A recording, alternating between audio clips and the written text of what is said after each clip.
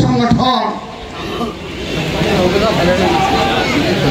মহান স্বাধীনতার ঘোষক বহুদলীয় গণতন্ত্রের প্রবক্তা বাংলাদেশী জাতীয়তাবাদের স্থপতি এই বাংলাকে যিনি একটা উন্নত রাষ্ট্রে একটা সমৃদ্ধ রাষ্ট্রে পরিণত করতে চেয়েছিলেন সে প্রিয় নেতা বীর মনের হাতে গড়া সংগঠন বাংলাদেশ জাতীয়তাবাদী দল মতলব উত্তর উপজেলা এবং সেঙ্গারচর পৌর শাখা কর্তৃক আয়োজিত আজকের এই ৪৭তম প্রতিষ্ঠা বার্ষিকীর আলোচনার সুযোগ্য সভাপতি উপস্থিত এই মতলব এবং সেঙ্গারচর পৌরসভার শহীদ জিয়ার সৈনিকেরা বেগম খালেদা জিয়ার সূর্য সৈনিকেরা তারেক রহমানের আগামী দিনের ভবিষ্যৎ বিএনপির সৈনিকরা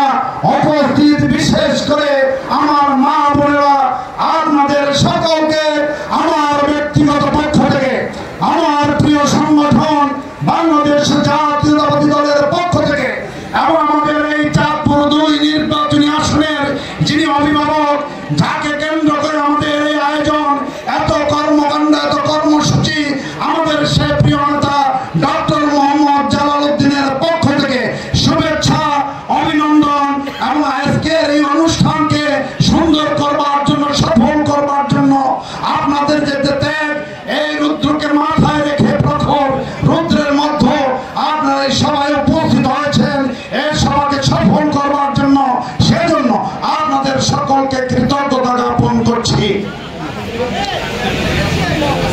প্রিয় বন্ধুরা, বক্তব্যের শুরুতে আমরা দীর্ঘ ১৬ বছর এমন সুন্দর পরিবেশে এমন মনোরম পরিবেশে আপনাদের সাথে দেখা করতে পারি নাই, আপনাদের সাথে কথা বলতে পারি নাই, আপনাদের সাথে আমাদের যে ভাবের আদান প্রদান করতে পারি নাই।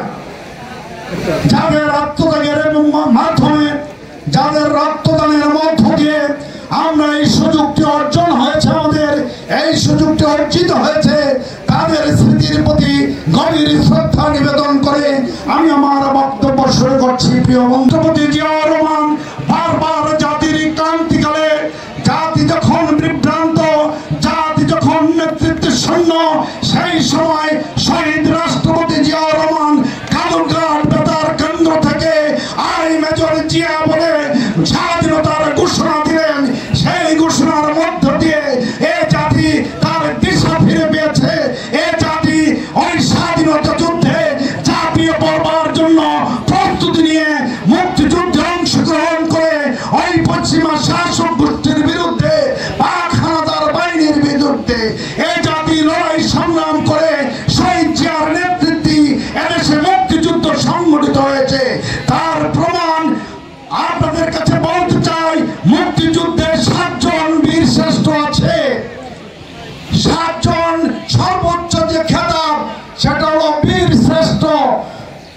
কোন আওয়ামী লীগের বীর শ্রেষ্ঠ উপাধি পায় নাই।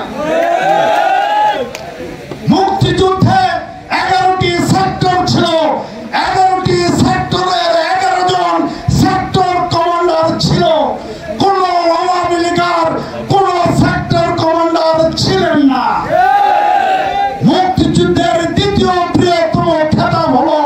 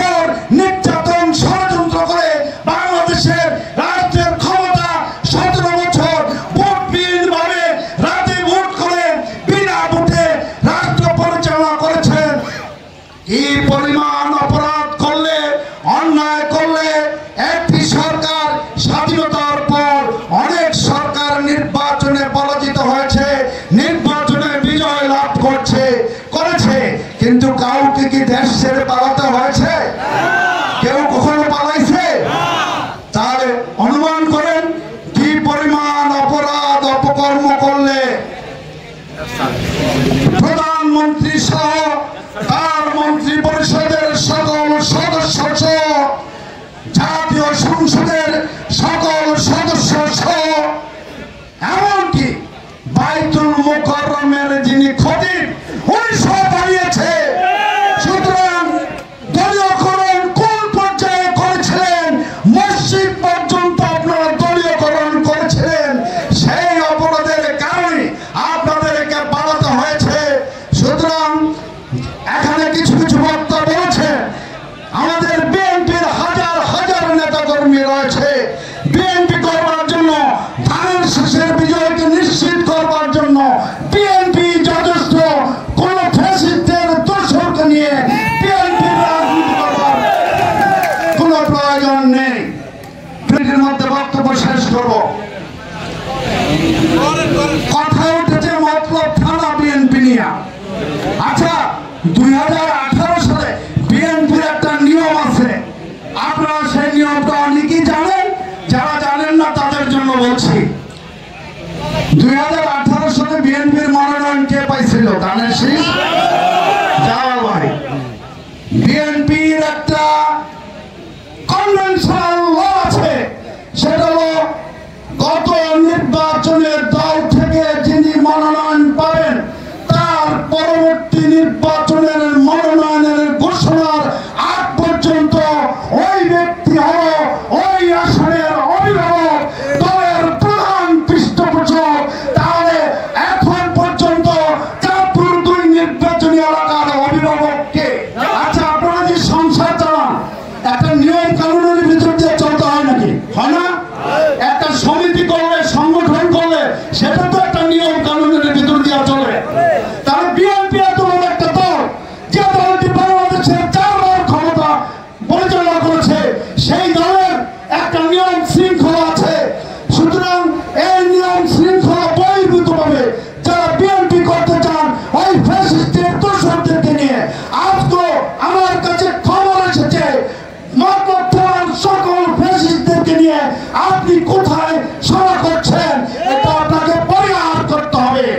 আজকের সভা থেকে ঘোষণা করতে চাই, আপনি যদি মতলবের ফ্যাসিস্টদেরকে নিয়ে বিএনপি করতে চান, সেই বিএনপি জামাল সাহেবের কর্মীরা করতে আপনাকে দেবে না। এইবারের প্রতিষ্ঠা বার্ষিকীর অঙ্গীকার হোক আগামী ফেব্রুয়ারিতে বাংলাদেশে যে অবাধ, স্বচ্ছ এবং নিরপেক্ষ নির্বাচন হবে, সেই নির্বাচনে আমাদের প্রিয়